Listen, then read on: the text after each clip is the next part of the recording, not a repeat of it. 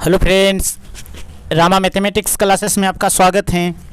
देखिए फ्रेंड्स, आज एक नए टॉपिक ऊष्मा को पढ़ने के प्रयास करते हैं। देखिए आज रिमाइंडर बुक से थ्योरी फिजिक्स का थ्योरी कंप्लीट हो जाएगा। देखिए कल से एमसीक्यू क्वेश्चन देखने के प्रयास करते हैं।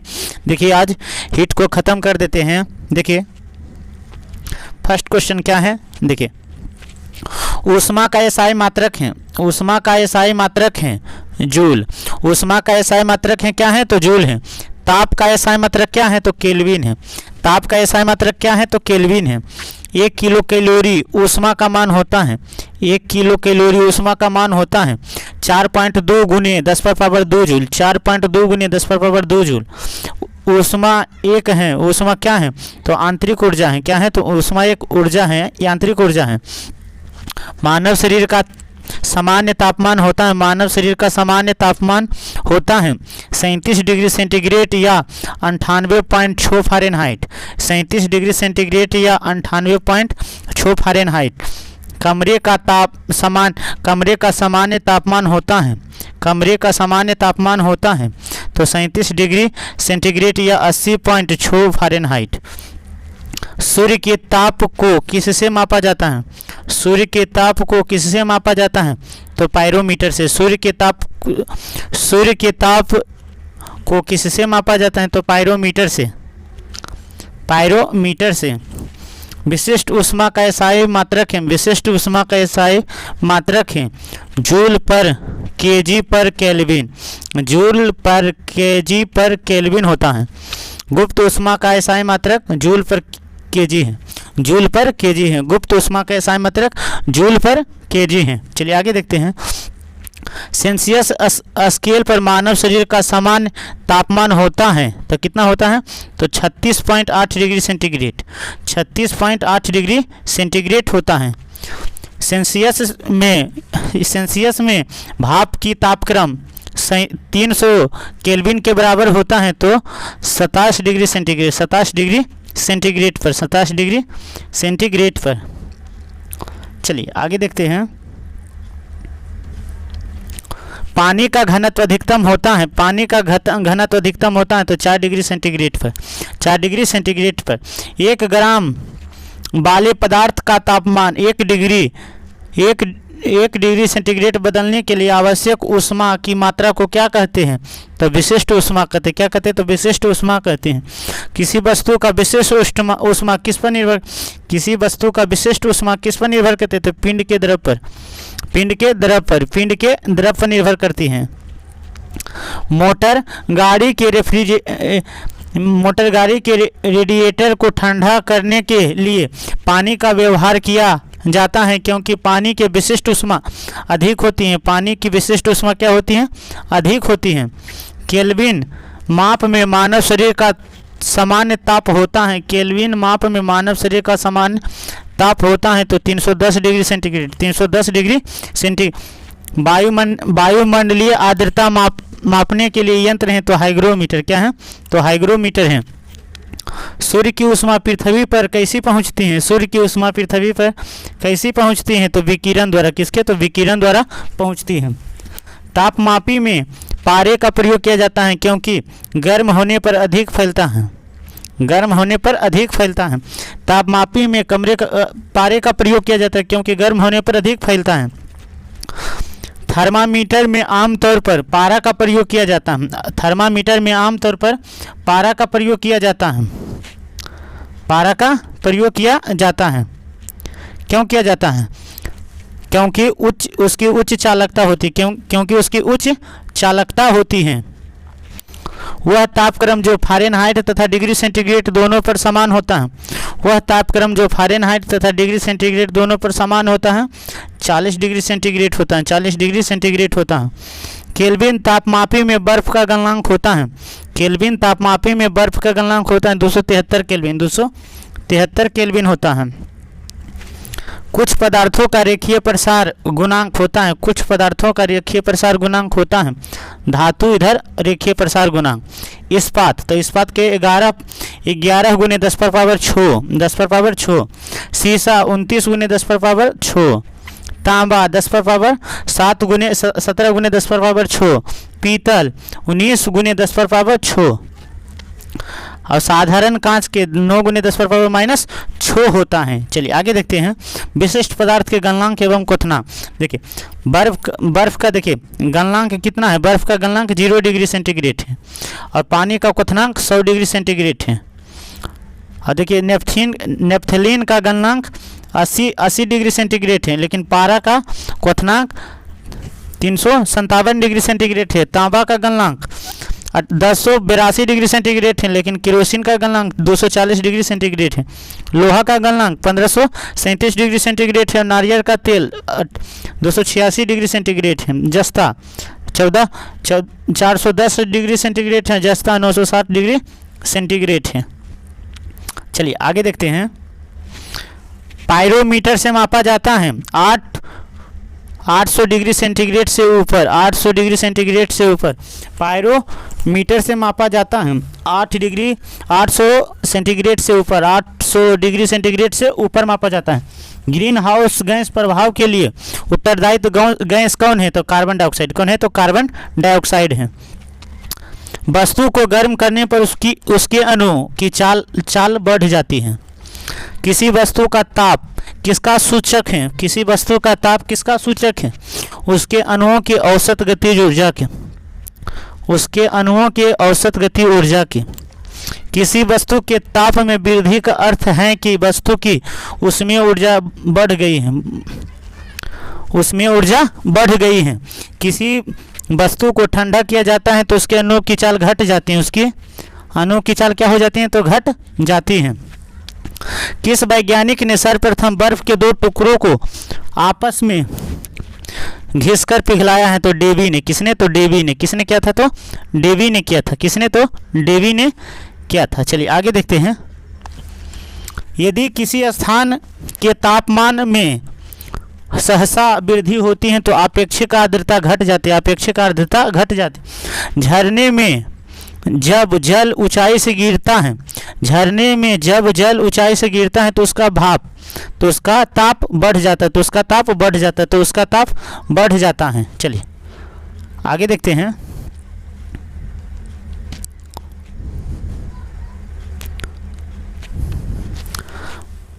बर्फ पर दाब बढ़ने से उसका गलनांक, बर्फ पर दाब बढ़ने से उसका गलनांक घट जाता है। बर्फ पर दाब बढ़ने से उसका गलनांक घट जाता है। बर्फ पर दाब बढ़ने से उसका गलनांक घट जाता है। द्रव तापमापी की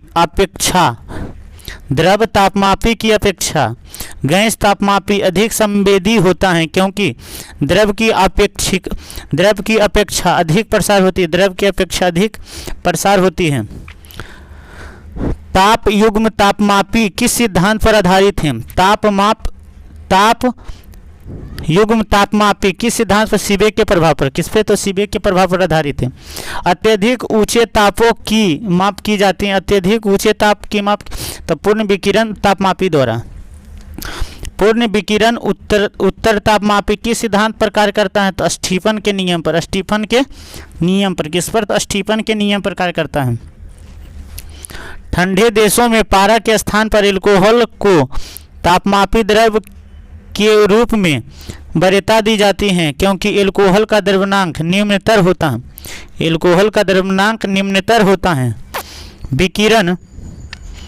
विकिरण पायरोमीटर से कितना ताप क्रम मापा जाता है, पायरोमीटर से कितना, तो 500 डिग्री सेंटीग्रेड से ऊपर। दो अदृश्य धातुओं द्वारा बनाया जाता है, तो थर्मोपल तापयुग्म। सेल्सियस तापक्रम पर जल का क्वथनांक और हिमांक 100 डिग्री सेंटीग्रेड से 0 डिग्री सेंटीग्रेड होता है। ताप के सेल्सियस पैमाने पर परम शून्य ताप होता है, तो -273 डिग्री सेंटीग्रेड होता है। फ़ारेनहाइट स्केल पर किसी वस्तु का ताप 212 फ़ारेनहाइट है। सेल्सियस पैमाने पर उस वस्तु का तापमान 100 डिग्री सेंटीग्रेड है। सेल्सियस पैमाने पर 0 डिग्री फ़ारेनहाइट स्केल के कितने डिग्री के बराबर होता है, तो 32 डिग्री के बराबर होता है, 32 डिग्री के बराबर होता है। मानव शरीर का तापमान 98.6 फ़ारेनहाइट होता है, तो सेंटीग्रेड में 37 डिग्री होता है। फ़ारेनहाइट तापक्रम पर समान वायुमंडलीय दाब उबलते पानी के तापमान पर 212 फ़ारेनहाइट होता है, 212 फ़ारेनहाइट होता है। किस बिंदु पर फ़ारेनहाइट तापक्रम सेंटीग्रेड तापमान को दुगना कर देता है? किस बिंदु पर फ़ारेनहाइट तापक्रम सेंटीग्रेड तापक्रम को दुगना कर देता है? तो 160, ये 160 फ़ारेनहाइट पर। किस फ़ारेनहाइट पर? तो 160 फ़ारेनहाइट को सेंटीग्रेड को दुगना कर देता है। जब गर्म पानी को मोटे कांच के गिलास के ऊपर छिड़का जाता है तो वह टूट जाता है, कारण है अचानक ही गिलास विस्तारित हो जाती है, अचानक ही गिलास विस्तारित हो जाता है। जल को 0 से 10 डिग्री सेंटीग्रेड तक गर्म किया जाता है तो उसका आयतन पहले घटता है फिर बढ़ता है, पहले घटता है तो फिर बढ़ जाता है। यदि जल को 10 डिग्री से 0 डिग्री तक ठंडा किया जाता है तो जल का आयतन पहले 4 डिग्री तक कम होगा फिर बढ़ेगा, पहले 4 डिग्री तक कम होगा फिर बढ़ेगा। साइकिल के ट्यूब अधिकांश गर्मियों में फट जाते हैं, गर्मी के कारण ट्यूब में हवा का दबाव बढ़ जाता है। शीशे की छड़ जब भाप में रखी जाती है तो इसकी लंबाई बढ़ जाती है परंतु उसकी चौड़ाई अपरिवर्तित रहती है। शीशे की छड़ जब भाप में रखी जाती है, शीशे की छड़ को जब भाप में रखी जाती है तो इसकी लंबाई बढ़ जाती है लेकिन चौड़ाई अपरिवर्तित रहती है। लोलक घड़ी गर्मियों में क्यों सुस्त चलती हैं? लोलक घड़ी गर्मियों में क्यों सुस्त चलती हैं? लोलक की लंबाई बढ़ जाती है, लोलक की लंबाई बढ़ जाती है। जमी झील के अंध स्रोत में जल का क्या तापमान होता है? तो 4 डिग्री सेंटीग्रेड होता है, 4 डिग्री सेंटीग्रेड होता है। चलिए आगे देखते हैं। जब किसी बोतल में पानी भरा जाता है और उसे जमने दिया जाता है तो बोतल टूट जाता है, क्योंकि पानी जमने से फैलता है। अत्यधिक शीत ऋतु में पहाड़ों पर पानी की पाइप लाइन फट जाती है, अत्यधिक शीत ऋतु में पहाड़ों पर पानी की पाइप लाइन फट जाती है, कारण पाइप में पानी जमने से फैलता है। 2 रेल पटरियों के मध्य जोड़ पर एक छोटा सा स्थान क्यों छोड़ दिया जाता है? धातु गर्म होने पर फैलती हैं तथा ठंडा होने पर सिकुड़ती हैं। ऊष्मा के संचरण के किस विधि में पदार्थ के अणु एक स्थान से दूसरे स्थान तक स्वयं नहीं जाता है? चालन विधि द्वारा। ऊष्मा के संचरण के किस विधि में पदार्थ के अणु एक स्थान से दूसरे स्थान तक स्वयं नहीं जाता है? तो चालन विधि द्वारा। द्रव्यों एवं गैसों में ऊष्मा का स्थानांतरण संवहन विधि द्वारा। द्रव्यों तथा गैसों में ऊष्मा का स्थानांतरण संवहन विधि द्वारा होता है। चलिए आगे देखते हैं। विद्युत केतली में पानी किस कारण गर्म होता है? विद्युत केतली में पानी किस कारण गर्म होता है? संवहन के कारण। किसके? तो संवहन के कारण। ऊष्मा के स्थानांतरण की किस विधि में माध्यम आवश्यक नहीं होता है? तो विकिरण माध्यम में आवश्यक नहीं होता है। धातु की चादरियाँ में लकड़ी के हैंडल क्यों लगाए जाते? तो लकड़ी ऊष्मा का कुचालक होता है। सबसे अच्छा चालक कौन है? तो चांदी है। सबसे अच्छा चालक कौन है? तो चांदी है। पदार्थ एवं विशिष्ट ऊष्मा, तो शीशा के कितना है? तो 0.03 है, 0.03 है।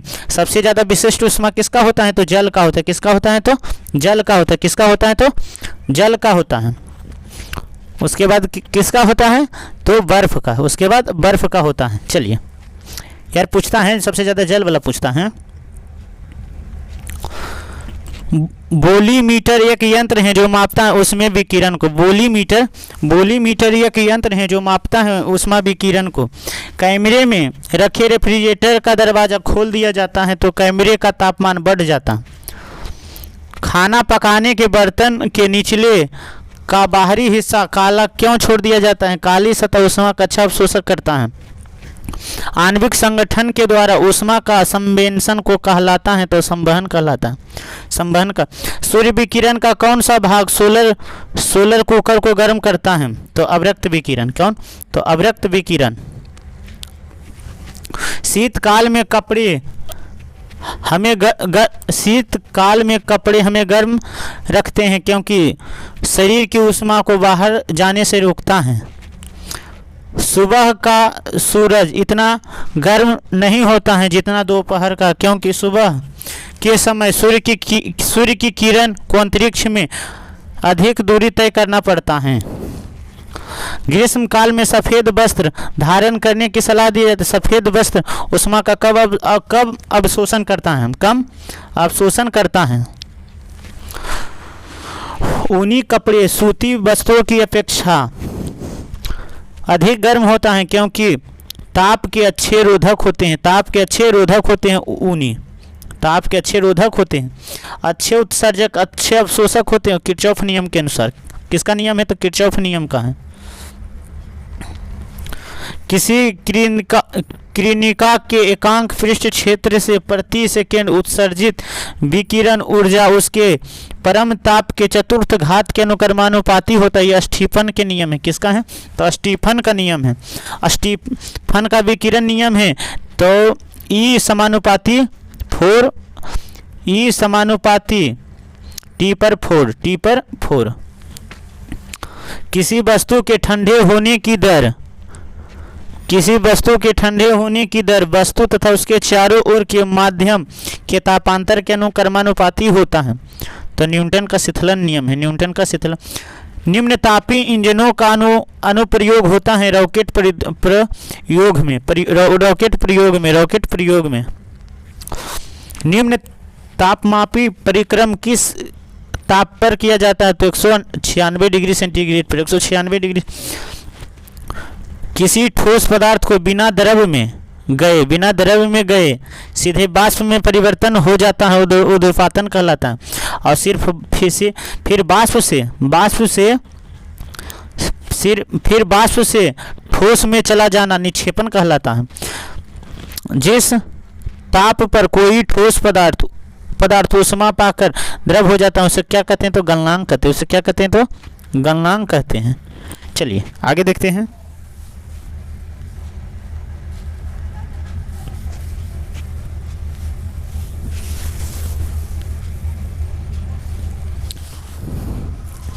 अपद्रव्यों को मिलाने से गलनांक पर क्या प्रभाव पड़ता है? अपद्रव्यों को मिलाने से गलनांक पर क्या प्रभाव पड़ता है? तो घट जाता है।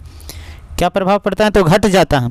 जिस ताप पर कोई द्रव ऊष्मा पाकर बाष्प में बदलता है, जिस ताप पर कोई द्रव ऊष्मा पाकर द्रव में बदलता है क्वथनांक कहलाता है। क्वथनांक कहलाता है। क्या कहलाता है? तो क्वथनांक कहलाता है। पहाड़ों पर पानी किस ताप पर उबलने लगता है? तो 100 डिग्री सेंटीग्रेड से कम। 100 डिग्री सेंटीग्रेड। पहाड़ों पर पानी किस तापमान पर उबलने लगता है? तो 100 डिग्री सेंटीग्रेड से कम। द्रव से बाष्प में पदार्थ की अवस्था परिवर्तन कहलाता है, तो बाष्पन कहलाता है। और ठोस से द्रव में परिवर्तन गलन कहलाता है। दाब बढ़ने से किसी द्रव का क्वथनांक बढ़ेगा। चलिए आगे देखते हैं। वह ताप जिस पर बर्फ, पानी तथा वाष्प संतुलन में रहता है उसे तिर्यक बिंदु कहते हैं। क्या कहते हैं? तिर्यक बिंदु कहते हैं। पानी का त्रिगुणात्मक बिंदु होता है तो 273.16 केल्विन 273.12 केल्विन 100 केल्विन होता है। चावल को पकाने में अधिक समय लगेगा। कहाँ लगेगा? तो माउंट एवरेस्ट पर। कहाँ? तो एवरेस्ट पर। किसी पहाड़ी की चोटी पर जल अपेक्षाकृत कम ताप पर ही उबलने लगता है क्योंकि वायुमंडलीय दाब क्या हो जाता है? तो कम जाता है। वायुमंडलीय दाब कम जाता है। तेज हवा वाली रात्रि को ओस नहीं चलता है क्योंकि बाष्पीकरण की दर तेजी होता है। ठोस कपूर वाष्प में बदलने की प्रक्रिया ऊर्ध्वपातन कहलाता है। मिट्टी के घड़े में किस कारण जल ठंडा होता है? तो बाष्पन के कारण होता है। यहाँ ऊर्ध्वपातन दिया हुआ है, गलत है। बर्फ के दो टुकड़ों को आपस में दबाने पर टुकड़े आपस में चिपक जाते हैं क्योंकि दाब अधिक होने पर बर्फ का गलनांक घट जाता है।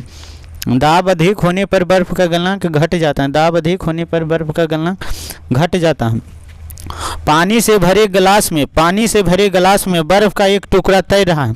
टुकड़े के पूरा पिघल जाने पर गिलास का तल, पानी का तल अपरिवर्तित रहता है। क्या रहता? तो अपरिवर्तित रहता है। चलिए आगे देखते हैं। किसी द्रव का उसके क्वथनांक से पूर्व उसके वाष्प में बदलने की प्रक्रिया ऊर्ध्वपातन कहलाता है। क्या कहलाता है? किसी द्रव का उसके क्वथनांक से पूर्व वाष्प में बदलने की क्रिया ऊर्ध्वपातन कहलाता है।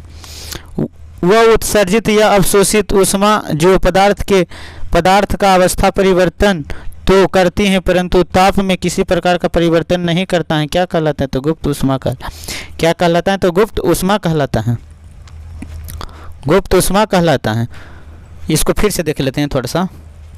देखिए क्या है, उत्सर्जित या अवशोषित ऊष्मा जो पदार्थ का अवस्था परिवर्तन तो करता है परंतु ताप में नहीं करता है, उसे क्या कहते हैं? तो गुप्त ऊष्मा कहते हैं।